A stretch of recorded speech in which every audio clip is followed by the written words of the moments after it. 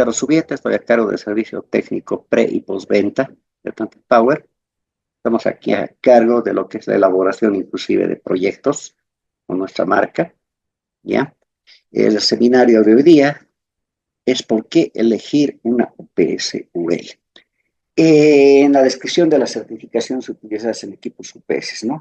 Son equipos de energía que varían, ¿no? Desde equipos pequeños, monofásicos, a ser equipos grandes, trifásicos, manejan potencias elevadas, ¿no? En muchos de estos casos es necesario comprobar que los equipos cuentan con características, especialmente de seguridad, compatibilidad electromagnética, performance, rendimiento, eficiencia. Muchas de estas comprobaciones en algunos casos se pueden hacer, ¿no?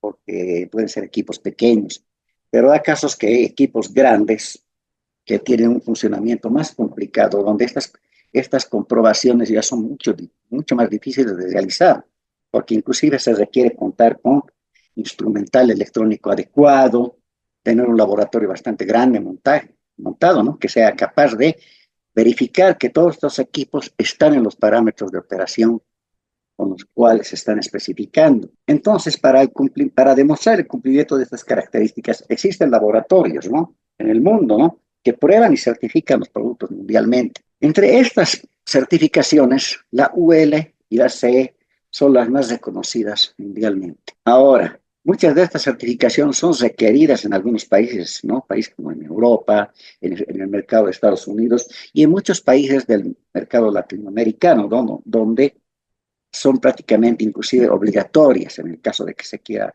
presentarse una oferta con nuestros equipos y demostrar que el equipo realmente cumple con estándares de calidad mínimos, ¿no? Y lo más importante, como les decía, seguridad, compatibilidad electromagnética y No, marica, rendimiento. estaba hablando con Salva, apareció cuando me llamaste. Bueno, Ah, hola, ¿había alguna consulta? Pero bien. Bueno, acá tenemos las dos certificaciones, ¿no? La UL Listed y la CE. La UL es una certificación de Underwriter, laboratorios, y la CE es una certificación que significa compatibilidad electromagnética. No, perdón, es la aceptación europea, ¿no? Bien, ambas certificaciones en lo que se refiere a condiciones de seguridad, compatibilidad electromagnética y características de performance son similares, solo que una es un poco más específica que la otra porque tiene estándares un poco más rigurosos, me estoy refiriendo a la UL, ¿ya? Y la conformidad europea es una certificación que prácticamente hace lo mismo, pero que se aplica más para países de la Unión Europea. En el fondo están certificando igual, ¿no? Seguridad, compatibilidad electromagnética y características de performance. Podemos empezar revisando un poco lo que es la certificación CE, ¿ya? Y cosas que hay que tomar en cuenta, ¿no? Cuando se toma este tipo de certificación de la conformidad europea, el CE, que tiene un logo característico. Y acá lo que le estoy mostrando en esta diapositiva es que hay veces que este logo puede ser un poco confuso, ¿no? Y eso inclusive se llega a identificar en la forma en la que está el dibujo, ¿no? Las dimensiones. Por ejemplo, acá, ¿no? Un marcado CE de este tipo, con esta separación, corresponde a un logo de conformidad europea original, ¿ya? Significa que es aplicable en países europeos. Pero hay logos chinos, ¿no? Que simplemente son para exportación china, pero que solo son aplicables inclusive en China, que tienen la característica donde la C está más unida a la letra E. Entonces puede llegar a tener esta confusión. Acá les muestro una foto de una etiqueta de uno de nuestros productos, en este caso de un UPS Atlantic 2 10KL de 10 kVA, ¿ya? Donde se muestra nuestro logotipo, ¿no? Ya viene de fábrica con la certificación CE, se nota claramente que corresponde a un CE original, ¿no? Correspondiente a una certificación europea, ¿ya? Es importante que tomen en cuenta este punto. Se ha movido la pantalla, ¿ya? En este caso, por ejemplo, este tiene el logo CE y tiene otros logos más, como por ejemplo Roche, ¿no? Que cumple con Roche, que significa algunas certificaciones de los materiales con los que está construido el equipo, un código de barras y otras características más que identifican a la máquina. Acá tenemos los logos UL. Ahora hay diferencias también en los logos UL, ¿no? Por ejemplo, este es un logo UL estándar, ¿ya? Y muchas veces ustedes van a ver este tipo de logo que parece una invertida con una U, ¿ya? ¿Qué significan estos dos tipos de logo? ¿Qué diferencias hay? Cuando ustedes ven un equipo que tiene el logo UL, como se está mostrando acá en la figura, significa que el equipo está completamente certificado o cuenta con la certificación UL completa. Ahora, cuando ustedes vean este logo, que parece un RU, que significa reconocimiento UL, significa que solo partes de ese equipo tienen certificación UL. Les pondré un ejemplo, ¿no? Puede haber sistemas, les pondré un ejemplo de un equipo de aire acondicionado, por ejemplo, ¿no? Que es ensamblado en una determinada fábrica, ¿no? Una fábrica, digamos, que se dedica al ensamblaje de equipos de aire acondicionado, pero que tiene diferentes marcas de productos internamente. Puede tener el compresor de una marca, el motor ventilador de otra marca y diferentes partes. Y ahora, resulta que solo algunas partes de ese sistema son de marca original y tienen certificación UL, pero no todo el sistema, ¿no? Entonces, cuando vean este logo de reconocimiento UL, significa que es un producto que ha sido ensamblado con partes que tienen reconocimiento UL, pero no significa que todo el equipo tenga una validez UL. También se van a encontrar con este tipo de logo que dice C, UL y US, US, ¿no? La C significa que tiene certificación UL en Canadá y en Estados Unidos la U. Esas son las diferencias cuando encuentran estos tipos de logos, ¿no? Esto es en general para productos eléctricos, electrónicos. Cuando se trata ya de manejar equipo como el que estamos manejando nosotros, que es la UPS, se utiliza la certificación UL 1778. Esta es una certificación UL ya más exclusiva, ¿no? Para el empleo en equipos UPS, más específica, porque ha sido diseñada especialmente ya para evaluar y catalogar la calidad, ¿no? De performance y todas las características, pero específicamente de UPS. Bien, ¿cuáles son los parámetros y especificaciones evaluados por la UL 1778 en UPS? La UL 1778 evalúa varios parámetros y especificaciones claves en UPS. Entre ellos están, por ejemplo, la seguridad, ¿ya? Es muy importante la seguridad. Estamos trabajando con equipos que manejan voltajes, ¿no? Que pueden ser voltajes que van desde 120 voltios en algunos sistemas hasta sistemas que funcionan con 480 voltios. Me refiero a los voltajes de entrada y salidas. Manejan potencias, desde bajas potencias que van desde los pocos kVA hasta los MVAs, ¿no? Potencias demasiado altas.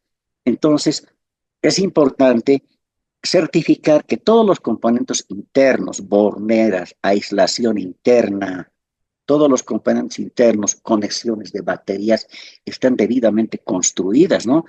Cosa de garantizar lo más importante, que es la seguridad, ¿no?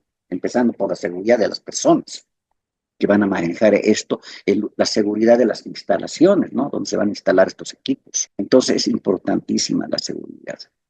Otra característica que se evalúa es la compatibilidad electromagnética. Se tiene que garantizar que este equipo no emite interferencia electromagnética. Lo que ocurre es que en estas UPS actualmente funcionan con fuentes conmutadas, con electrónica de alta potencia, que funciona con fuentes conmutadas que trabajan con frecuencias altas internamente. Si estos sistemas están mal diseñados, van a emitir, el momento que entren en funcionamiento, van a emitir interferencia desde la UPS hasta hacia el exterior. Por ejemplo, tenemos el caso de un UPS que es de una potencia elevada, que está instalada en una sala donde tenemos un data center, o tenemos equipo médico, o tenemos los sistemas funcionando. Entonces nosotros tenemos que garantizar que nuestro equipo, al funcionar, no emita radiación electromagnética, interferencia electromagnética a otros sistemas críticos. ¿De qué me sirve tener un UPS que esté respaldando un sistema electrónico crítico como un data center si lo voy a interferir, ¿no? Si voy a crear una interferencia electromagnética. Esa es una parte, ¿no? De la compatibilidad electromagnética. La otra parte es la siguiente, que también nuestro equipo tiene que ser inmune a interferencia electromagnética del otro lado. Es decir, que también le afecte un equipo que interfiera en el exterior, en la misma sala, y le afecta a nuestro equipo. Entonces, eso es de ambos lados. No interfiere y no es interferido. A eso se refiere tener una certificación de compatibilidad electromagnética, ¿ya? Por último, este rendimiento, el performance, ¿no? El rendimiento, el performance, la eficiencia del equipo, ¿no? Eso tiene que ver mucho, por ejemplo, con que el equipo pueda llegar a ofrecer la mayor cantidad de energía disponible a los circuitos de carga, consumiendo la menor cantidad de energía para su propio funcionamiento. Entonces, mientras más eficiente es un equipo, menor energía consume en su funcionamiento propio y la mayor parte de la energía la entrega a los circuitos de carga crítica. Eso lo hace de una forma más eficiente. Entonces, estas normas se encargan, ¿no?, de evaluar que estos parámetros importantes se cumplen por parte del equipo. Bueno, ¿qué es lo que ocurre con esto, no? Con esta UL 1778. Esta 1778 se encarga de certificar varias de estas características. Y vamos a ver unas de las certificaciones que tienen los equipos UPS ATP. En este caso, el UPS ATP 233, que es un equipo trifase, ¿ya? Por ejemplo, acá tenemos uno de los modelos que comercializamos, tiene el UL Listed, ¿ya? En este caso, cumple la UL 1778, un CSA, que son algunas características también de compatibilidad, emisión de conducción, emisión de radiación, estos son lo que les mencionaba antes, las compatibilidades de interferencia electromagnética. En la parte posterior del equipo están las características técnicas que vienen en la máquina, el logo correspondiente del UL Listed, que indica que tiene la certificación UL, y alguna característica más, como por ejemplo que cumple con ROHS. ROHS significa una certificación de que que no contiene sustancias peligrosas en su construcción. Es que todo. Acá tenemos el equipo, un equipo UPS, que para ser certificado ha sido sometido a diferentes pruebas. ¿Qué es lo que ocurre con esto? Cuando nosotros logramos una certificación UL, una marca, modelo específico de equipos, no solo significa que nosotros coloquemos y hagas el logo, como está acá, coloquemos el logo y digamos es UL, tiene un alcance más grande. Para lograr esta certificación, L hace unas pruebas y hacen pruebas en su laboratorio. Ahora, UL se cuida los que dan estas certificaciones. UL indica claramente que esta certificación se ha hecho en base a una muestra de unas cuantas máquinas que han probado en sus laboratorios. Entonces, ellos tienen su formato de trabajo, agarran una muestra de cierta cantidad de modelos de los equipos y los someten a pruebas extensivas, ¿no? Por ejemplo, aquí les estoy poniendo un ejemplo de un reporte que genera, ¿no?, UL para la máquina. Son reportes, por ejemplo, yo tengo uno para la certificación de este modelo, que son más o menos 300 páginas. He extraído algunas partes para mostrar lo interesante que es, por ejemplo, cambio. Fíjense, lo están midiendo el equipo, ¿no? Miden sus dimensiones físicas, empezando por lo más básico, ¿no? Miden las dimensiones físicas. Se pasan el trabajo de medir las dimensiones de las tarjetas de la máquina, ¿no? Esta es la tarjeta principal, por ejemplo, la tarjeta de potencia de la UPS, donde están algunos de los componentes principales de la máquina. Entonces acá la miden físicamente y hacen este proceso de medición inclusive hasta llegar a tarjetas más pequeñas. Por ejemplo, esta es la tarjeta de red interna, ¿ya?, de comunicación interna de la UPS. Tenemos tarjetas más pequeñas, todo es medido, todo es evaluado, ¿no? Se miden varios parámetros operativos internos, ¿no? Todos son medidos bajo estándares UL.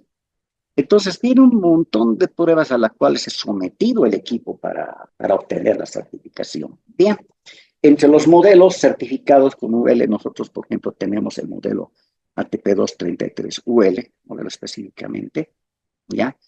Este equipo, acá hay un error, ¿no? Es de 10 a 40 kVA. Este es el rango de potencia para este modelo, ¿no? Es para las UPS ATP2 de 10 a 40 kVA. En la modalidad de bajo voltaje. ¿Qué se refiere eso, no?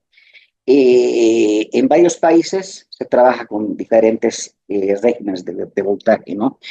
Centroamérica, Venezuela, Colombia, Estados Unidos, Puerto Rico, Honduras, Guatemala, trabajan generalmente con voltajes nominales, tienen en el voltaje trifásico 208 a 220 voltios entre fase y fase. Y Entre fase y neutro tienen voltajes de 120 o 127 voltios, ¿no? En algunas denominaciones o marcas estos los denominan low voltage, ¿no? Es una terminología que generalmente se utiliza en PS, lo de high voltage y low voltage, ¿no? Entonces, tenemos modelos que están hechos para este voltaje. ¿Por qué resalto estos voltajes? Porque generalmente las certificaciones UL las requieren en países como Estados Unidos, ¿no? Entonces, como en Estados Unidos trabajan con estos voltajes con preferencia, está certificado con UL los equipos low voltage, los equipos que trabajan en estos rangos de voltaje. En este caso tenemos de 10 kVA, de 15, de 20, de 30 y de 40 kVA con certificación UL. Bueno, también tenemos equipos con certificación CE, que es la certificación ya europea, ¿no? Que también evalúa, ¿no? Seguridad, por ejemplo, ¿no? Con compatibilidad, por ejemplo, con la norma ISE EN 62040-1. Evalúa la eficiencia electromagnética, ¿no? La susceptibilidad electromagnética. Hay dos términos aquí evaluados, ¿no? Uno que es la interferencia electromagnética y otra es la susceptibilidad electromagnética, ¿no? Interferencia electromagnética es lo que les mencionaba hace un rato, que nuestro equipo no interfiere a equipos, a segundos equipos, ¿no? Y la otra susceptibilidad indica que no es susceptible a interferencia, ¿no? Son varias características que son evaluadas también bajo la norma de certificación CE. En los equipos que tienen certificación CE tenemos el modelo también similar, es una TP2, pero es una TP12, que tiene un rango más amplio de potencias, ¿no? Podemos llegar desde los 10 hasta los 80 kVA en potencia. Los voltajes, obviamente, en este caso son más en general ya mayores, ¿no? Tenemos los voltajes high voltage, que son los voltajes trifásicos, ¿no? De 360, 380, 400, 415 voltios fase-fase, o los voltajes 208, 220, 230, 240 fase neutro, ¿ya? En este caso, son voltajes ya más elevados, se utilizan generalmente en Sudamérica, Argentina, Bolivia, Perú, ¿no? En países ya especialmente sudamericanos, europeos, y esta es la etiqueta que lleva, ¿no? Acá, por ejemplo, tenemos un equipo, ¿no? Que tiene certificación CE, que ha llegado para 208 voltios, ¿ya? Tanto en la entrada como en la salida. Bueno, vamos a revisar un poquito, por ejemplo, con un ejemplo, que tenemos un UPS online, trifásica, montaje TOSE, potencias de 30 o 40 kVA. Este es para el caso de low voltage, 208 voltios, VAC, 120 voltios, VAC entre fase y neutro. ¿Ya? Estos voltajes se evalúan fácilmente, ¿no? Por ejemplo, los 208 voltios significa voltaje fase en una topología trifásica en Y o en estrella, ¿no? Donde entre las fases tengo los 208 voltios y entre cada fase y neutro tengo 120 voltios, ¿no? En este caso, nuestros sistemas pueden funcionar con ambos voltajes. Pueden funcionar con 50 voltios, con 50 Hz o con 60 Hz. Ahora también los equipos tienen la capacidad de funcionar también como conversores de frecuencia. Podemos trabajar con 50 Hz de entrada y 60 Hz de salida. Eso en el caso de que se requiera trabajar en el modo conversor de frecuencia con las UPS. Bien, a este equipo trifásico es un equipo monolítico Tower, ¿no? Tower significa que es una sola unidad autocontenida, topología eléctrica trifásica, online doble conversión, ¿no? Un equipo online doble conversión tiene cero tiempo de interrupción de energía en caso de un corte, ¿no? Tenemos un corte de energía a la entrada, el tiempo de transferencia prácticamente cero, porque es un equipo online, es un equipo que todo el tiempo está haciendo el trabajo de conversión eléctrica, ¿no? El rango de voltaje para este modelo es de bajo voltaje, low voltage, tiene un factor de potencia 1. Cuando vean factor de potencia 1, significa generalmente que se refiere al factor de potencia de salida. En este caso, los equipos con factor de potencia 1 tienen los valores en kVA similares a los valores en kilowatts, son el mismo valor, ¿no? La potencia aparente y la potencia activa. ¿Ya? Tiene un amplio rango de aplicaciones. Estos son los rangos de potencia que tenemos en estos modelos, ¿no? En este modelo low voltage tenemos este rango de potencia desde los 10, 15, 20, 30 y 40 kVA, ¿no? En todos los casos, los kVA son iguales a los kilowatts por tener factor de potencia 1. Generalmente estos equipos que tienen factor de potencia 1 son aplicables en data center o para funcionar con equipos servidores con cargas que también tienen factor de potencia 1. Es importante que el factor de potencia de salida del UPS coincida, ¿no?, con el factor de potencia de la carga, porque es más óptima la transferencia de energía. Tienen diferentes modos de operación, pueden trabajar en modo online, es el modo que les mencionaba al comienzo, online doble conversión, en el cual se tiene cero tiempo de interrupción en la transferencia. Pueden trabajar en modo de bypass. Este modo de bypass puede ser automático o puede ser manual, ¿no? El modo de bypass generalmente en estos equipos se activa de forma automática cuando se encuentra una falla en el equipo, o se activa de forma manual cuando se requiere hacer un trabajo de mantenimiento. Otro modo de operación es el modo de baterías. Estos equipos normalmente cuando están trabajando en modo online, están trabajando con el servicio público de energía eléctrica, ¿no? Entra por entrada principal a corriente alterna, se hace el trabajo de doble conversión y sale la energía regulada a la salida. Pero cuando se produce una variación en el rango de entrada que está configurado en la UPS, la UPS se transfiere de forma automática a modo baterías. ¿A qué se refiere esto? Normalmente uno piensa que la UPS solo funciona en baterías cuando hay corte de energía, pero en realidad la UPS va a trabajar en modo de baterías si alguno de los parámetros de la corriente de entrada sale de rango. Podemos tener un aumento de voltaje, una disminución muy significativa en el voltaje, o los valores de frecuencia o de fase han salido de parámetros. Entonces, la UPS considera que la energía de entrada no es buena y se transfiere de forma automática a baterías. Ahora bien, cuando el voltaje de entrada está en una ventana de variación, la UPS trabaja como estabilizador o regulador. Es otra de las características que tiene. Es decir, la UPS todo el tiempo está entregando energía regulada a los circuitos de salida. Después tenemos el modo de convertidor de frecuencias, otra de las características que tiene el equipo, ¿no? Esto es cuando se requiere trabajar con cargas que funcionan con diferente frecuencia. Se da caso, por ejemplo, en que por algún motivo uno cuenta con algún equipo que hay que alimentar, pero ese equipo llegó para trabajar con otra frecuencia. Por ejemplo, hay países donde normalmente trabajan con 60 Hz, pero ¿qué pasa si por algún motivo alguien compró un equipo, un servidor, un tomógrafo, un equipo médico que funciona con otra frecuencia, trabaja con 50 Hz? Entonces hay que darle la energía con la frecuencia que requiere la carga. En este caso, el equipo se puede configurar como conversor de frecuencia. Otro modo de funcionamiento es el modo en paralelo, ¿no? En este caso, podemos colocar en paralelo en este modelo hasta 3 máquinas de funcionamiento paralelo, ¿no? Generalmente los funcionamientos en paralelo se hacen para aumentar potencia, pero también es preferible utilizarlos para colocar el sistema en un modo redundante para aumentar la disponibilidad en caso de fallas, ¿no? Garantizar redundancia. En ese caso es el modo de configuración en paralelo N+1, ¿no? Modo de funcionamiento en redundancia. Bien, acá tenemos otra de las características donde se muestran con lo que cuenta el panel posterior del equipo, donde se distinguen prácticamente varias partes importantes. Por ejemplo, está el panel posterior donde están todas las borneras de conexión de la máquina, ¿no? Estos equipos son trifásicos, así que tienen 4 cables de entrada donde están las 3 fases en neutro, y lo mismo 4 cables de salida donde están 3 fases de salida y el neutro. Tenemos conexiones para el banco de baterías, eso es lo que a potencia se refiere. Tenemos los interruptores termomagnéticos, ¿no? De entrada, de salida, de bypass, y en la parte de arriba no se aprecia muy bien en la imagen, pero tenemos la parte correspondiente a comunicaciones.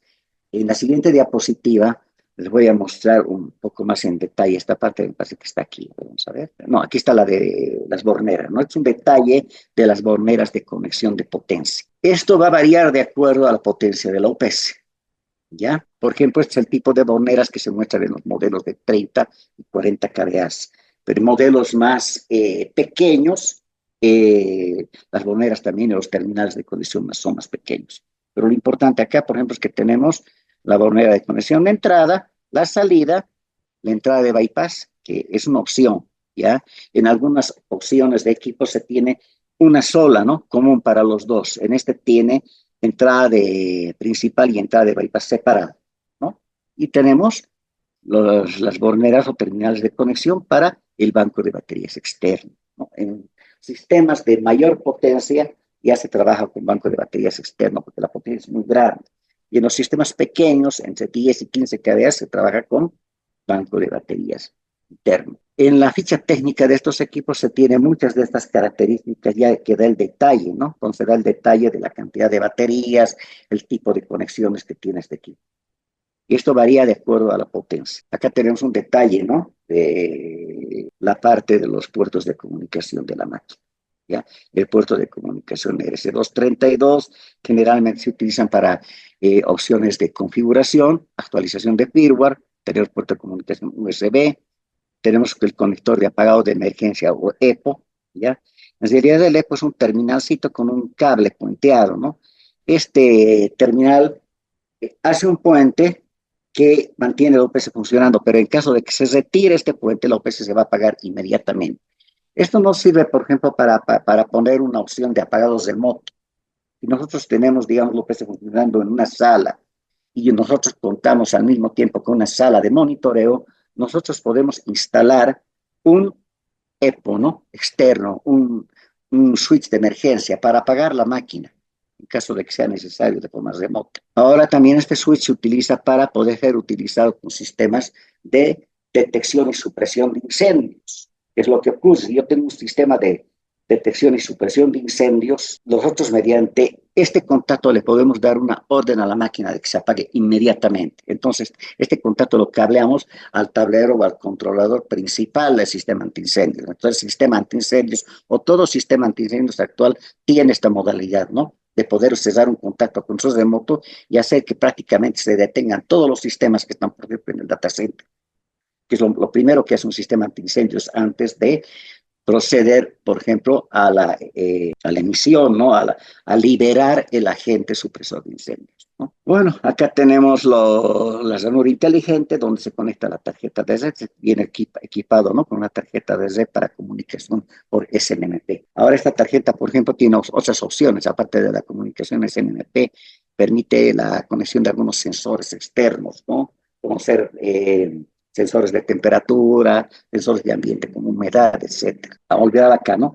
Tenemos opciones para la conexión de los puertos de conexión en paralelo. ¿Qué es lo que ocurre? Cuando nosotros necesitamos paralelar más equipos, no solo paralelamos a nivel potencia, a nivel cables de entrada y cableado de salida, tenemos que sincronizar las UPS. Entonces, cuando un UPS está funcionando en modo paralelo, nosotros tenemos que sincronizar los osciladores internos, ¿no? Los que controlan el funcionamiento ya de la electrónica de potencia para que oscilen a la misma frecuencia, cosa que las ondas sinusoidales que salen a la salida estén en fase en ambas UPS. Eso es importantísimo, ¿no? Y también los valores de voltaje. Entonces, cuando uno hace el procedimiento de paralelar estos equipos, aparte de hacer la conexión física, ¿no? El cableado de potencia, tiene que hacer la conexión de comunicación acá, ¿no? Entre los puertos de las tarjetas de paralelamiento, pero no termina acá. Hay que hacer la configuración por software. Estos equipos, mediante el sistema de menús de pantallas, permiten hacer la configuración para la operación en paralelo de la máquina. Todos estos modelos cuentan con una HMI, ¿no? Una interfaz hombre-máquina. Es bastante amigable, es una pantalla táctil. Hay una variación, ¿no? En los modelos CE, la pantalla es de 5.5 pulgadas y en los modelos UL es de 4.5, me parece, 3 a 4.5 pulgadas de tamaño, ¿no? Todas las pantallas en este caso son táctil a color, ¿no? Nos permiten operar todas las funciones de la máquina. La pantalla principal, por ejemplo, de estos equipos nos muestra un diagrama sinóptico que detalla las partes principales que componen la OPS. Por ejemplo, en este diagrama sinóptico yo estoy viendo las entradas. Les mencionaba, por ejemplo, que estos equipos tienen una entrada de energía principal, sería esta donde está aquí el ratón, ya, donde tengo una sinusoidal inferior. Tengo acá la entrada de bypass, tengo los bloques del UPS, ¿no? Este es el rectificador, el inversor, las baterías, el circuito de bypass. Entonces, esta pantalla, mediante iluminación, ¿no? De cada uno de estos módulos nos indica cuál está funcionando o si tengo alguna falla. Nos indica los valores de voltaje de entrada, los voltajes de salida, el porcentaje de cargas del banco de baterías, ¿no? Ahora, con las otras opciones yo pudiera ir navegando a funciones más específicas de la máquina, ¿no? Puedo tener control de modos de operación de la UPS, ¿no? Puedo tener medidas. Este equipo nos proporciona los datos de medidas de los parámetros de entrada, voltaje de salida, voltaje de bypass, potencias, datos de medida de las baterías. También tenemos las opciones de configuración. Setting significa configuración. Podemos entrar a configurar parámetros de operación de la máquina. En estos modelos tenemos niveles de acceso, en este caso, ¿no? El usuario normal tiene capacidad de setear o configurar algunos parámetros de lo que son los básicos, pero parámetros más avanzados cuentan con un password, ¿no? Una clave de acceso para ingresar a diferentes niveles de configuración. Esto es importante porque puede darse el caso que por accidente un usuario inexperto manipule el equipo y produzca un error, ¿no? Al configurar mal alguno de los parámetros importantes. Generalmente está reservado a personal técnico más capacitado. Normalmente lo que sí está más al alcance del usuario es este control que permite apagar o llevar a bypass la UPS, esta opción de medidas que me permite obtener solo la información de valores medidos, esta tecla info que me da también información del estado de la UPS, muchos parámetros internos de operación, este data log que me da un acceso a obtener datos de registro de eventos, ¿no? Todo equipo moderno almacena un registro, ¿no? De eventos, donde se va registrando con fecha, hora y severidad, ¿no? Diferentes tipos de eventos por los que ha pasado la máquina. Hay veces que un cambio eléctrico a la entrada puede ocurrir tan rápido que normalmente nosotros no lo ven, pero el sistema electrónico de la máquina lo detecta y lo almacena, ¿no? Puede haber un caso de un microcorte. Así un corte grande, la opacidad obviamente se abrirá baterías y todo lo demás, ¿no? Pero hay pequeños transitorios de voltaje, entonces que el UPS prácticamente los va a absorber rápidamente, ¿no? Que sin necesidad de ni siquiera a veces ir a baterías porque la máquina cuenta internamente con un banco de capacitores interno muy grande que le permite prácticamente que la UPS siga suministrando equipos a la carga sin que se produzca ningún corte de energía. Acá tenemos el detalle, ¿no? De todo el sistema de menús que tiene la máquina, ¿ya? Y les mencionaba, ¿no? Todos o la mayor parte de las opciones es accesible, ¿no? Con excepción de que hay algunos, ¿no? Por ejemplo, que el de mantenimiento, que requieren un password especial, ¿ya? Que son ya opciones restringidas, ¿no? De operación, ¿no? De la máquina, como por ejemplo la calibración o algunos parámetros de configuración del EEPROM, características importantes. Este touch, por ejemplo, de acá, son opciones para calibrar la pantalla táctil, etcétera, ¿no? Pero opciones simples ¿cómo se llama? De acceso al usuario, tiene otro password un password más simple, ¿no? Para configurar parámetros de operación más básicos. Uno de los parámetros básicos que generalmente se configuran cuando se enciende nuestro equipo son los siguientes: el idioma y la fecha y la hora, que son importantes, ¿no? En este caso, nosotros tenemos español o tenemos inglés, ¿no? Hay que tener mucho cuidado al manipular estas opciones de configuración de idioma porque puede que por error uno presione la opción en chino y es un poquito difícil volver, ¿no? Porque prácticamente es chino, no entenderíamos la pantalla. ¿Ya? Pero sí es importante mantenernos en un idioma que podamos manejarlo nosotros y otros configurar, por ejemplo, la fecha y la hora, que es importantísimo. Lo primero que tenemos que hacer es configurar fecha y hora porque tenemos que poder utilizar el registro de eventos. Entonces, si nosotros tenemos bien configurada la fecha y la hora de la máquina, todos los eventos que se produzcan en la máquina y se van registrando en el registro de eventos se van a almacenar de forma correcta, ¿no? La fecha va a ser correcta. En caso de que tenemos que utilizar después la información que está en el registro de eventos, nosotros podemos utilizar como una herramienta de diagnóstico, ¿no? Para ver qué ha pasado en caso de una falla o en caso de un corte, o a qué hora ha ocurrido, en qué fecha, etcétera. Acá tenemos algunas de las pantallas que muestra López, ¿no? Por ejemplo, en el modo de control, ¿no? Tenemos la opción de encender y apagar López, pero ¿a qué se refiere esta opción de encender y apagar López? Se refiere a que yo puedo encender y apagar el inversor de la máquina. En este caso, estaría llevando el equipo a un bypass de operación interno, ¿no? Tiene un bypass electrónico. Cuando nosotros necesitamos hacer trabajos de mantenimiento, primero llevamos la OPC a bypass estático, ¿no? Activamos este bypass acá. Se apaga el inversor y recién podemos accionar un bypass externo, ¿no? Un bypass manual externo. Después podemos hacer, por ejemplo, un test de baterías, ¿no? Podemos silenciar alarmas. Podemos encender y apagar el cargador. Esto de encender y apagar el cargador normalmente por defecto está en on, ¿no? El cargador tiene que estar encendido. Una aplicación de apagar el cargador sería, por ejemplo, en caso de que nosotros tengamos que operar con un grupo generador, un grupo electrógeno. En ese caso, cuando está funcionando el grupo electrónico, no es conveniente cargar más el grupo electrónico con potencia para recarga de baterías. Mediante un contacto auxiliar que puede venir del tablero de transferencia del grupo generador, nosotros le podemos informar al OPS que está trabajando con el grupo generador, de forma que la OPS no habilite el cargador de baterías cuando estemos trabajando con el generador, ¿no? Pero también tenemos la opción de encenderlo, apagarlo de forma manual. Tenemos acá otra de las pantallas que nos muestra la UPS, donde nos da ya la información de medidas, ¿ya? Por ejemplo, acá, en esta pantalla de medidas nos está mostrando los voltajes que mide a la entrada, ¿no? Voltajes de entrada del equipo, ¿ya? En este caso nos está mostrando el voltaje de todas las fases con respecto a neutro, ¿ya?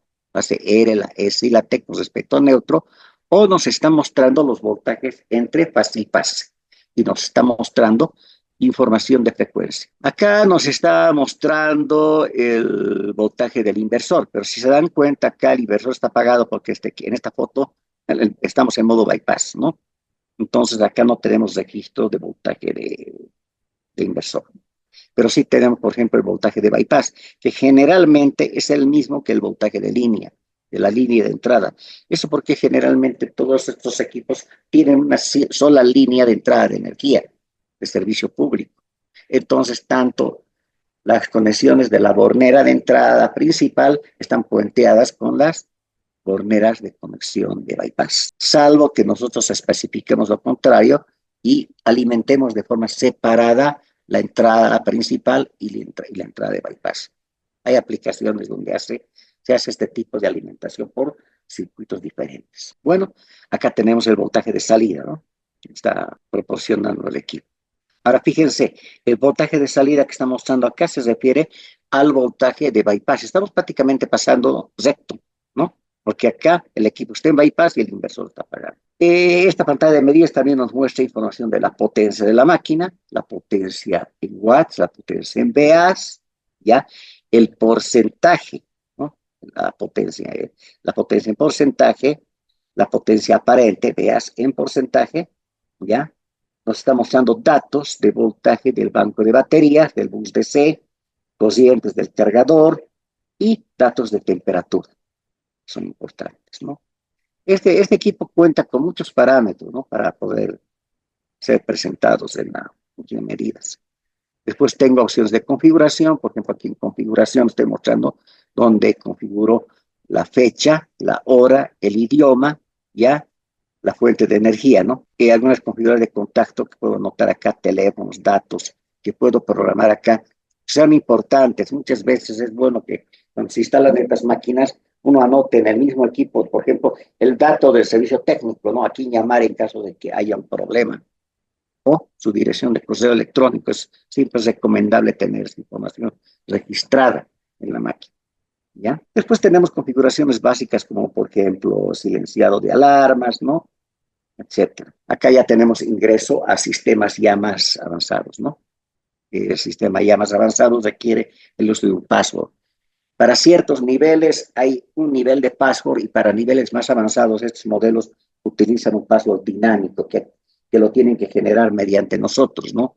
En ese caso, en caso de ser requerido, nosotros les mandaríamos el procedimiento para la generación del password dinámico. Eso se hace por seguridad, el uso del password dinámico. Y así tenemos varias opciones de configuración que nos permite este equipo. Tenemos configuración de parámetros de baterías, ¿ya? Es importantísimo también configurar los parámetros de batería. ¿ya? Esto se hace generalmente cuando uno trabaja con alguna tecnología de baterías diferente a la clásica. La clásica era la BRLA, ¿ya? Que trabajaba, por ejemplo, con voltajes de 1,75 voltios por celda como valor de descarga. Pero hay tecnologías high rate en baterías que nos permiten bajar a 1,67 voltios por celda. Entonces podemos configurar un poco estos valores de acá, ¿no? Esto hay que hacerlo ya revisando en más detalle el banco de baterías, ¿ya? Podemos dejar anotado también la vida útil de las baterías, ¿ya? Y el amperaje de hora de la batería que se está utilizando. Estos datos es bueno registrarlos acá en la configuración porque nos permiten que el software de control de la UPS pueda predecir el tiempo de autonomía restante que le queda a la máquina. Es otra de las características. ¿Qué más tenemos? Tenemos algunas opciones de comunicación, ¿ya? Opciones del DCP, esto es importante, ¿ya? Estas opciones del DCP. El DCP significa Digital Signal Processor, ¿no? Son opciones ya propias de la electrónica interna de la máquina. Esta información es compatible ya, o es importante cuando se requiere, por ejemplo, hacer paralelado de equipo. Siempre es importante tener en cuenta que las versiones de firmware y este tipo de detalles ya propios de construcción de la electrónica y de control del OPC sean compatibles, ¿no? A veces no es conveniente colocar en paralelo, por ejemplo, un UPC que tenga muchos, así sea del mismo modelo, algunos años de diferencia con el otro equipo, ¿no? Es mejor que ambos equipos tengan una fecha de fabricación similar o versiones de firmware similares. Es importante tomar en cuenta esa edad, ¿ya? Después tenemos las fechas, por ejemplo, de instalación de las baterías, también es importante para tener un control, ¿no? Generalmente estas baterías BRLA, actualmente las nuevas tienen un tiempo de vida que llega alrededor de unos 10 años, pero en algunos casos dependiendo también de las condiciones, ¿no? Las baterías muchas veces, cuando el tiempo de vida de instalación es muy largo, se deterioran, ¿no? Hay que hacer el constante mantenimiento y control. Entonces acá yo tengo un registro, ¿no? En qué fecha he instalado, por ejemplo, las baterías, ¿ya? Aquí tenemos otros parámetros, ¿no? Por ejemplo, estamos en la opción de información. Lo bueno de esta opción de información es que es seguro, ustedes pueden entrar cualquier rato porque no van a producir ningún daño, simplemente es informativa, ¿no? Podemos ver, por ejemplo, a qué valor está configurado el voltaje de salida, ¿no? A qué valor está configurada la frecuencia, ¿ya? Este CBCF significa el modo de conversión de voltaje, conversión de frecuencia. Es lo que les mencionaba, ¿no? Y cuando yo quiero configurar mi salida a una frecuencia diferente de operación, yo puedo poner, por ejemplo, a 50 Hz en caso de que yo viva en un país donde sea 60, ¿no? Por defecto esto viene deshabilitado, pero si lo necesito, lo voy a poder habilitar. Hay una cosa muy importante, importantísima, ¿no? Que cuando yo estoy trabajando en modo conversor de frecuencia, tengo que deshabilitar el bypass, tengo que prohibir el bypass. O sea, acá tengo esta opción, ¿no? Por ejemplo, el bypass prohibido en este caso está deshabilitado, pero si lo coloco en habilitado el bypass prohibido, ¿qué significa? Que prácticamente estoy anulando el bypass automático del OPS. La OPS, en caso de que hubiera algún problema, se va a apagar, ya no va a transferir a bypass. Eso es para evitar que no le entre, que no entre la frecuencia inadecuada a una carga crítica. Hay equipos, digamos, que son muy, muy delicados y solo pueden trabajar con la frecuencia para las cuales han sido diseñados. Entonces, estoy trabajando como conversor de frecuencia, es importante deshabilitar el funcionamiento del bypass, ¿ya? Tengo a la habilitación del modo eco. En este caso, lo puede funcionar en modo eco. Modo eco significa que el UPS simplemente va a dar respaldo en baterías en caso de corte de energía. No va a regular, simplemente va a transferir cuando haya corte de energía. Es un modo prácticamente en el cual no tenemos ninguna regulación, ¿no? El UPS está trabajando simplemente con un interruptor que se activa cuando no hay energía de entrada, ¿ya? Después tenemos la opción de habilitar o deshabilitar el auto arranque, ¿no? El reinicio automático. En algunos casos, esto viene por defecto habilitado, el auto arranque. ¿Qué significa eso? Que, por ejemplo, nosotros tenemos lo UPS funcionando en modo online, ha venido un corte muy largo de energía, ¿ya? Y vuelve la energía, la UPS va a volver a encender de forma automática. Pero ¿qué pasa si nosotros tenemos un tipo de carga delicada que no queremos que se inicie sin un control previo por nuestra parte o sin estar presentes? Entonces deshabilitamos esto, ¿no? Si ha habido un corte de energía, no importa si se ha apagado todo, pero nosotros tenemos que estar presentes en el inicio, entonces deshabilitamos esto, ¿no? Es importante. Bueno, hay más parámetros que nos muestra la UPS, parámetros de operación, que son importantísimos, ¿no? Todos lo van a ir viendo en información, nos da todos los parámetros de operación de la máquina. Es una ventaja de este equipo porque en otras marcas es muy restringido el acceso a esta información. Ahora, toda esta información nosotros la podemos monitorear mediante comunicación por red, mediante un sistema de monitoreo, SNMP. Si nosotros tenemos la UPS conectada a un sistema de monitoreo, comunicación de datos o monitoreo mediante la tarjeta de red, nosotros tenemos acceso a esta información. Y la ventaja es que también mediante la computadora podemos descargarla, ¿no? Para mandar un reporte. Muchas veces cuando se tiene un problema con la máquina, fábrica nos va a preguntar siempre, ¿no? ¿Qué tenemos en el registro de eventos? ¿Cuáles son las medidas en diferentes pantallas? ¿Cómo está configurada la máquina? Entonces, nosotros podemos enviar un reporte, ¿ya? Este es un ejemplo, por ejemplo, de cómo se muestra el data log, ¿no? El registro de eventos, ¿no? Siempre nos va a mostrar en la parte superior el último evento que ha ocurrido, ¿no? Con la fecha, la hora, ¿ya? Una breve descripción de qué significa, ¿no? En algunos casos, estos eventos pueden ser debidos a una condición de alarma, a una condición de falla o a una condición normal, ¿no? Por ejemplo, esto es una condición normal, ¿no? Aquí está registrado que alguien ha hecho una operación de maniobra bypass acá, ¿no? Ha hecho modo stand-by y ha hecho un modo bypass, ¿ya? A eso se refiere. Bueno, tenemos información adicional que nos brinda la UPS, como el estado, por ejemplo, ¿no? El estado del equipo mediante señalización por alarmas sonoras, ¿ya? Nos indica, por ejemplo, si la UPS está funcionando en modo bypass, en modo baterías, ¿no? Tiene una alarma de sobrecarga, entonces va a sonar de diferente manera. Una falla es muy grave, va a quedar sonando todo el tiempo, ¿no? Ahora, cuando nosotros tenemos una de estas alarmas, nosotros tenemos la opción de silenciar esta alarma mediante el menú. Pero si la alarma es grave, a los pocos segundos va a volver a sonar. Significa que es algo que ya no lo podemos desatender. Tiene que ser atendido sí o sí. Significa que es algo grave e importante. Ahora, si la alarma se ha desactivado, es una alarma simplemente informativa. Les pondré un ejemplo. Digamos que la OPS ha estado funcionando durante la noche. Ustedes no están y ha habido un corte de energía de unos 10 minutos. Entonces la OPS les va a recibir con una alarma sonando o una luz encendida en alguna alarma de la pantalla. No significa que haya habido un problema grave, simplemente la UPS les está informando que ha habido un evento, ¿no? Un corte de energía, que la UPS lo ha resuelto fácilmente durante la noche. Pero sí se están enterando ustedes al encontrar la alarma informativa, ¿no? Entonces simplemente al presionar el silenciar alarma o borrar la alarma se va a perder. Pero si es algo grave, como les decía, esto va a permanecer. Bien, estos son algunos ejemplos que les quería mostrar, ¿no? De algunas etiquetas que tienen estos equipos, ¿no? Los equipos que vienen con algunos modelos, ¿no? No solo en este modelo ATP2, ¿no? Por ejemplo, este es un equipo modular, ¿ya? Es un equipo modular de 160 kVA con módulos de 40, ¿no? También este tiene su certificación CE, ¿ya? Este ha sido hecho más para el mercado europeo, ¿no? Tenemos otros modelos acá, que son el modelo ATP2, y acá tenemos un modelo UL, ¿no? Para diferentes voltajes, ¿ya? Es el ejemplo, ¿no? De un equipo UL. Les mencionaba que los UL tienen la pantalla un poco más pequeña, ¿ya? Esto se debe a que en el momento en que hicieron la certificación, el modelo no habían actualizado a pantalla más grande. Entonces, ya se hizo la certificación con esta pantalla. Por eso que los modelos UL tienen la pantalla un poco más pequeña. Es importante que tomen en cuenta ese dato mismo.